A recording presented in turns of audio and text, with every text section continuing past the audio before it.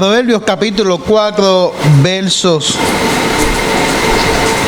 20 al 23, para la gloria y honra de Dios y para edificación de nuestras vidas. Hijo mío, está atento a mis palabras. Inclina tu oído a mis razones. No se aparten de tus ojos. Guárdalas en medio de tu corazón, porque son vida a los que la hallan, y medicina a todo su cuerpo. Sobre toda cosa guardada, guarda tu corazón, porque de él mana la vida. Adoramos y bendecimos a Dios. Tú eres poderoso, tú eres grande, tú eres majestuoso. Quien esconde este misterio de los sabios de este mundo para dárselo a todo aquel que confiesa tu señorío y que vive bajo tu gracia. A ti toda la gloria por los siglos de los siglos. Amén.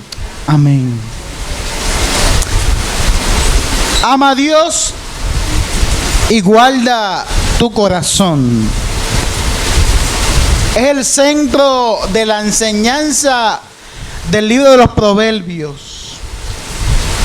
Y este libro es una colección, una antología de refranes, de dichos cortos, cuyo propósito va dirigido a enseñarle al pueblo las verdades ético-morales que tienen que guardar. A través de cada uno de estos consejos se insta al pueblo de Dios a vivir con integridad y a vivir en armonía con Dios, en armonía con el prójimo. Y ambas cosas nos llevan a vivir en armonía con nosotros mismos. En general, estos dichos son instrucciones que nos dicen a nosotros cómo vivir digna y honradamente delante de Dios. Y cómo mantener una relación saludable con ese Dios que nos ha amado en Cristo Jesús. Por lo tanto, estos dichos sapienciales nos insta a nosotros a buscar con intención, con insistencia, la sabiduría y rechazar la ignorancia. Buscar la pureza y distanciarse de lo que es deshonesto. Ir en pos de la justicia en lugar de la insensatez. Y de la inteligencia por encima de la torpeza. Significa también el libro de los Proverbios un reconocimiento del peligro latente que usted y yo enfrentamos como seres humanos de caer, y perdonen que lo diga así, preso de la estupidez que nos lleva a pensar que se puede vivir sin Dios.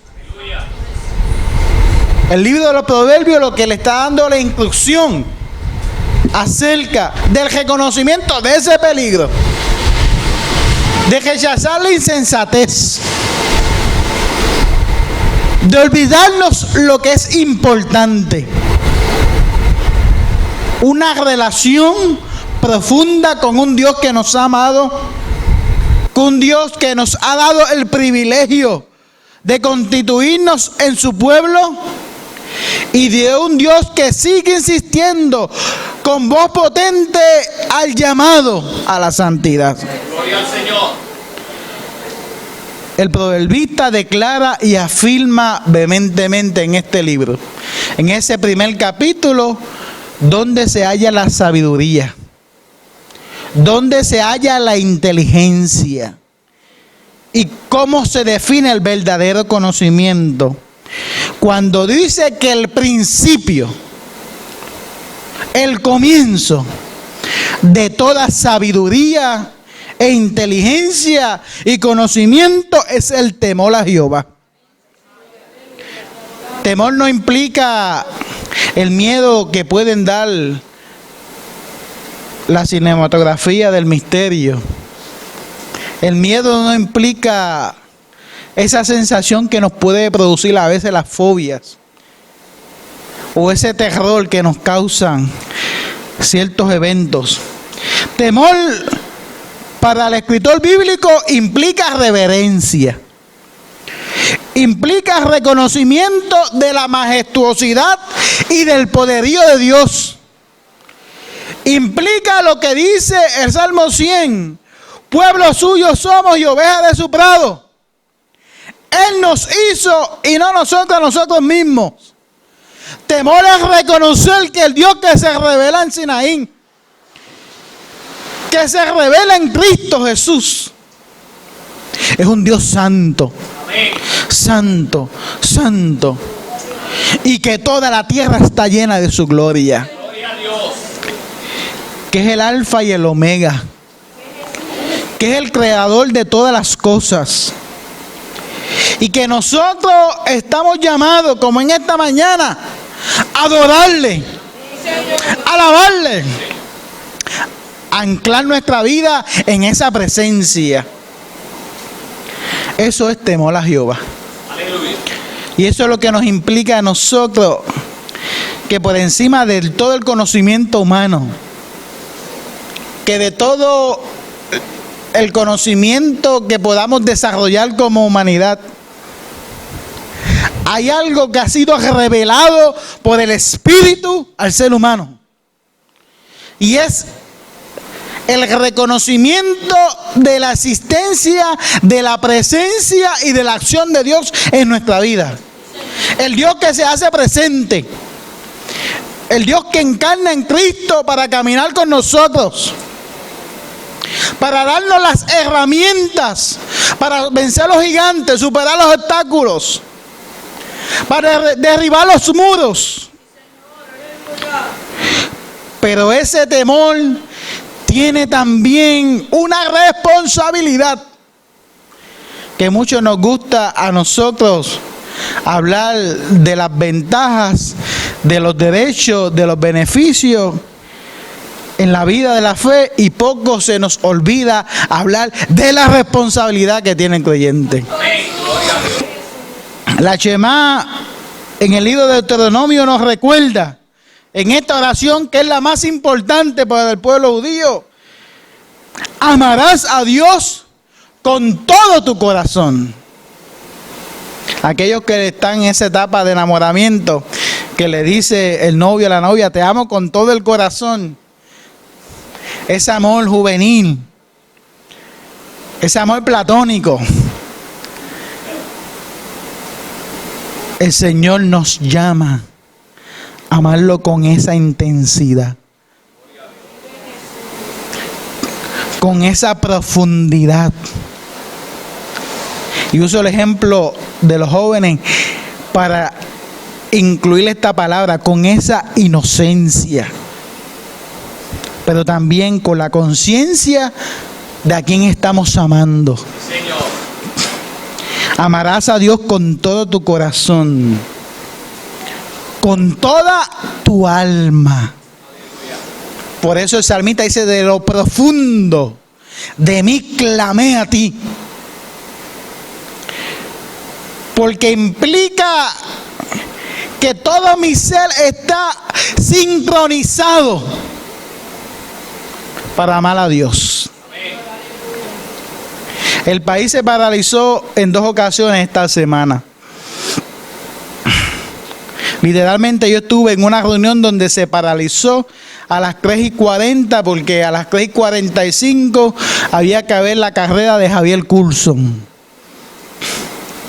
Y si usted estuvo atento a eso, ese tipo de actividad física implica sincronización, implica finura en las destrezas que se van a emplear, en cómo se paran. Están atentos a la voz del que está marcando la salida. Y cuando ya suena el silbato, implica una sincronización entre mente, músculo y deseo de llegar. Y llegó con medalla de bronce A nosotros no nos gustó porque queríamos todo oro. Pero implica que de toda la gente que tiene piernas en este planeta, Él es el tercero. Asimismo, el cristiano en la carrera de la fe tiene que aprender a sintonizar su cuerpo, su mente, su corazón en amar a Dios. Por eso entonces que viene, dice también la Shema, no solamente con todo tu corazón, con toda tu mente, con toda tu alma, sino que incluye con toda tu mente. Es un llamado a tener presente a Dios como el elemento vital de nuestra existencia. Somos porque Dios es. Sin Dios no somos. Es una invitación a ser uno con Dios. ¿Recuerdan las palabras de Jesús? Padre, en San Juan 17, Padre, esa oración sacerdotal. Enséñalo, inclúyelo, para que sean uno como tú y yo somos uno. Por lo tanto, ser cristiano implica que el Espíritu de Dios tome el control de mi corazón, de mi alma, de mi mente, para que yo sea uno con Cristo Jesús. De manera tal que pueda tener significado las palabras del apóstol cuando alega en su vida: no vivo yo, sino que ahora vive Cristo en mí. Y esa afirmación implica el señorío de Dios sobre nuestras vidas. Cuando vamos a la cena, para muchos creen que es repetición, una tras otra, cuando afirmamos que la fe que nos eleva a nosotros es la fe en que Jesucristo es el Señor. Esa afirmación lo que implica es que mi vida está escondida en su presencia. Por lo tanto, se da en dos elementos. Primero, en el corazón, donde se guardan los sentimientos.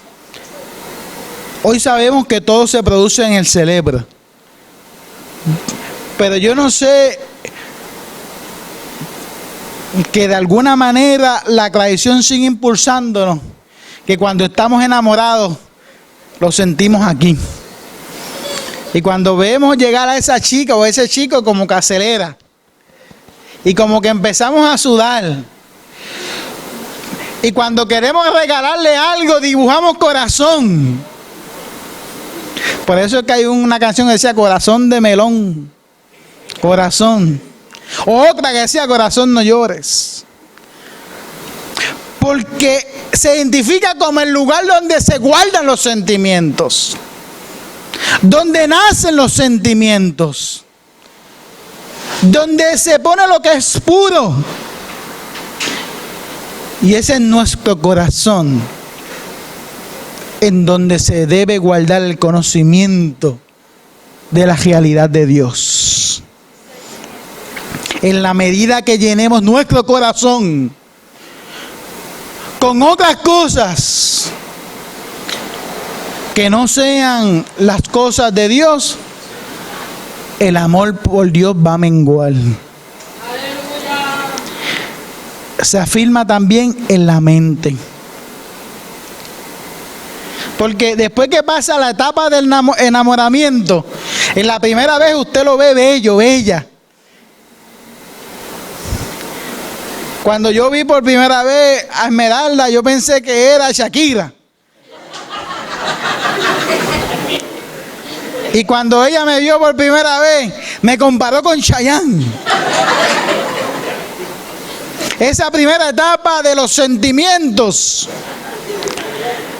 Pero cuando va pasando esa etapa y se van enfrentando otras situaciones reales que llegan a nuestra vida, comenzamos a ver las cosas tal y como son.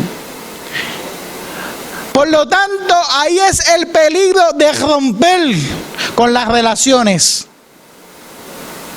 Yo sigo amando a mi esposa, pero la amo con mi corazón y con mi mente. Porque la mente implica el lugar donde se procesan esos sentimientos y donde se toman las decisiones. Sí, Señor. Por lo tanto, implica tener conciencia de a quién yo amo y por qué amo. De a quién yo sirvo y por qué yo sirvo. Conciencia de quién es Dios y quién soy yo. Aleluya. Por eso es que este libro de los Proverbios nos insta constantemente a amar a Dios y a estar consciente de que ese corazón y esa mente anclada en Dios implica la sabiduría. Ustedes hablaron del relato de David y Goliat. Cuánta necedad en las palabras de Saúl. Cuánta ignorancia en las palabras de Goliat. Y cuánta sabiduría en aquel jovencito. Que reconoció no la destreza del otro ni la suya, sino al Dios que lo ha librado en cada instancia. Porque el que está consciente de Dios impregna toda su vida, todas sus acciones, todo su caminar en la realidad de Dios. Ya comienzan las clases y quizás los más pequeños le van a hablar de lo que es un prisma. Y es un instrumento donde usted le da la luz y filtra los colores. Asimismo, el temor a Jehová filtra nuestros pensamientos, filtra nuestras acciones. Cómo nos comportemos refleja realmente cuál es nuestra intención con Dios y cuál es nuestro conocimiento. Decía el hermano en la escuela bíblica, refiriéndose al altar como iglesia, es que aquí es donde se dan las batallas, y si no se viene a este lugar, estamos propensos a perderlas. Y es que uno llega a la casa de Dios no si tiene deseo, no si tiene ganas, no si tiene crisis, no si está contento. Uno viene a la casa de Dios porque ha tomado conciencia de que nuestra vida no es nada sin Dios. Por lo tanto, hay momentos en la vida que yo vengo al altar a llorar, pero hay otros que vengo a agradecer. Hay otros que yo vengo simplemente a ofrendar alabanza, porque mi corazón ha sido investido, arropado con su amor, y mi mente ha decidido responder a ese llamado. Hay una advertencia a tener conciencia de quién es Dios, adentrarnos en su palabra. Nos dice el reformador Juan Calvino que ningún ser humano llega al conocimiento de sí mismo si no logra contemplar primero el rostro de Dios. Y después de haber contemplado el rostro de Dios, desciende para conocerse a sí mismo. Sobre todas las cosas que yo he podido alcanzar o no haya podido alcanzar en la vida, yo soy del Señor. Yo soy del Señor. Por eso que el apóstol le decía, ya sea que vivamos, ya sea que muramos, somos del Señor. Y yo camino con la conciencia de que yo soy del Señor.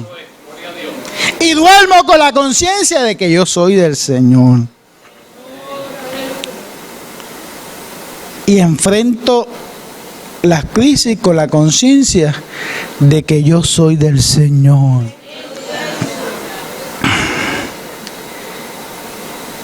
Los proverbios advierten a superar la soberbia, a superar la insensatez y la imprudencia de pretender la ilusión de orillar a Dios,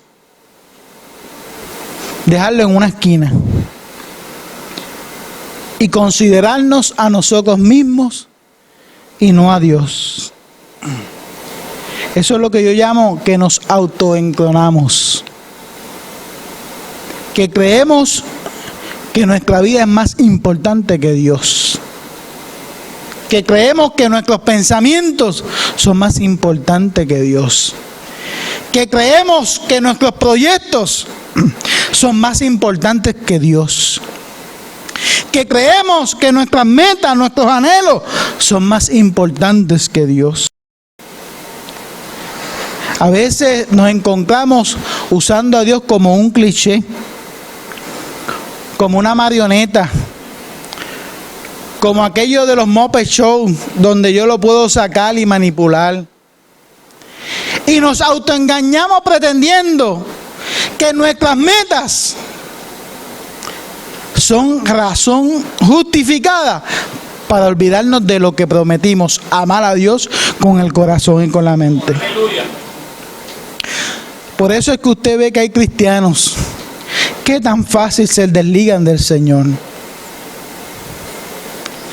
que tan fácil se olvida de que son pueblos santos, y que tan fácil se olvidan de que el que venció al gigante dejó todos los muros, del que ha dado soplo de vida para que yo esté aquí, es el Señor. Y siempre estamos entonándonos, siempre primero en mi familia, siempre primero en mis anhelos, siempre primero en mi trabajo, siempre primero son otras cosas, y estamos hilando justificaciones.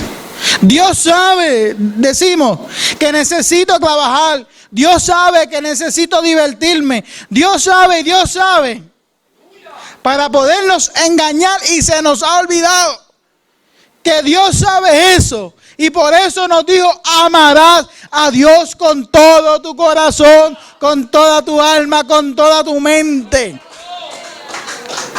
Y como Jesús conoce nuestra debilidad, porque se hizo uno con nosotros, nos advierte: mira, busca el reino de Dios, su justicia primero, lo demás viene por añadidura.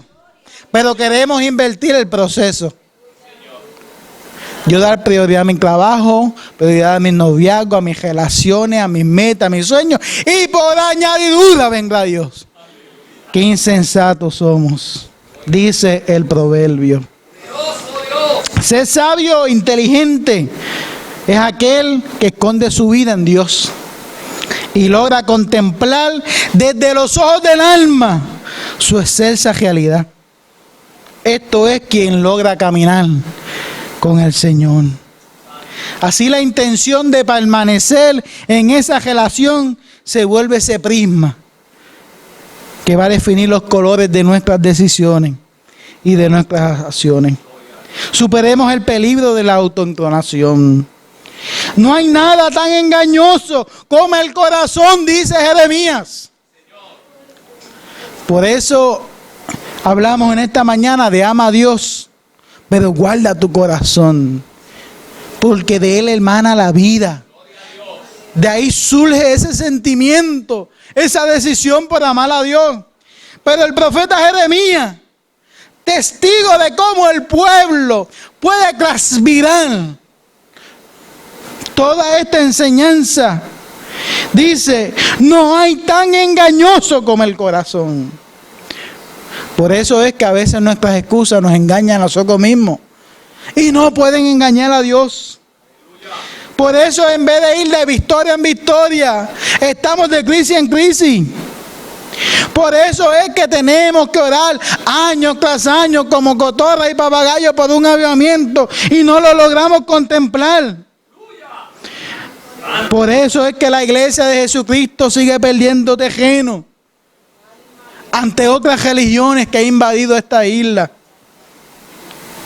Engañoso es el corazón, donde se construyen las ilusiones también, y todo aquello que hilvana para alejarnos de Dios.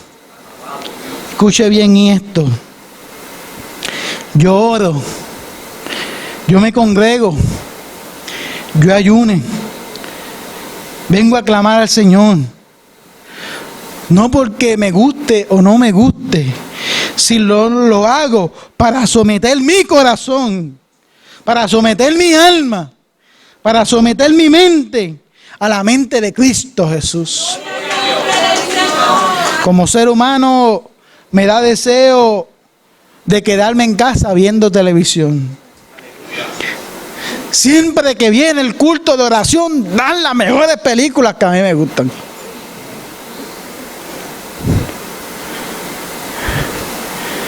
Quería verle yo esta mañana la final de boxeo, donde Cuba iba a disputar la medalla de oro. Claro que nos dan deseos. Claro que siempre va a haber las invitaciones. Ese peligro no se nos ha quitado. Pero por eso Jesús dice, en el mundo lo van a tener siempre. Aflicciones, dolores, peligros, persecuciones, pero confíen, porque yo he vencido el mundo. Por lo tanto, yo vengo a orar para someter mi mente a Cristo. Yo ayuno para someter mi mente a Cristo.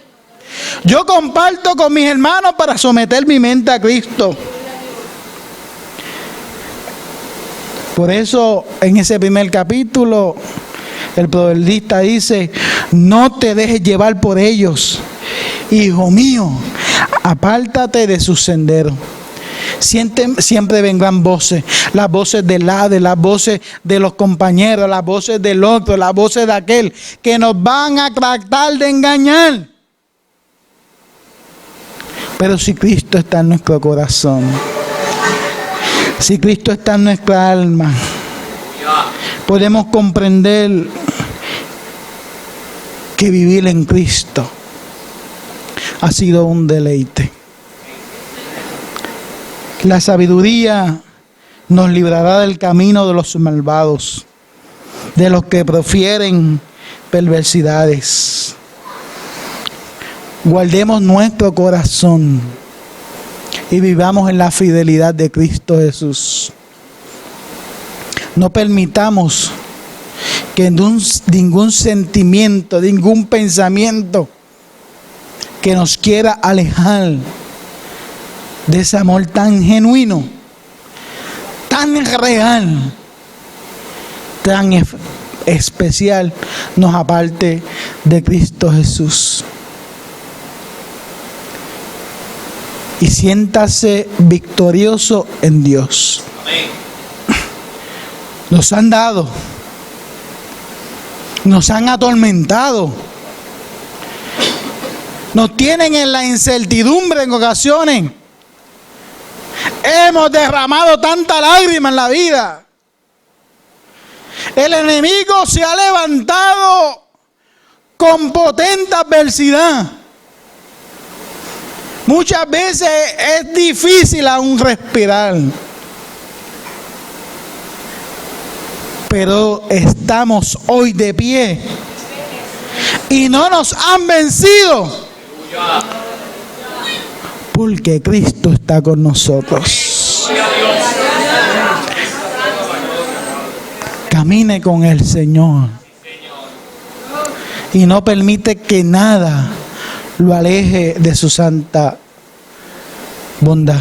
Ame a Dios, pero guarde su corazón, porque engañoso es y nos puede desviar de ese amor que es en Cristo Jesús.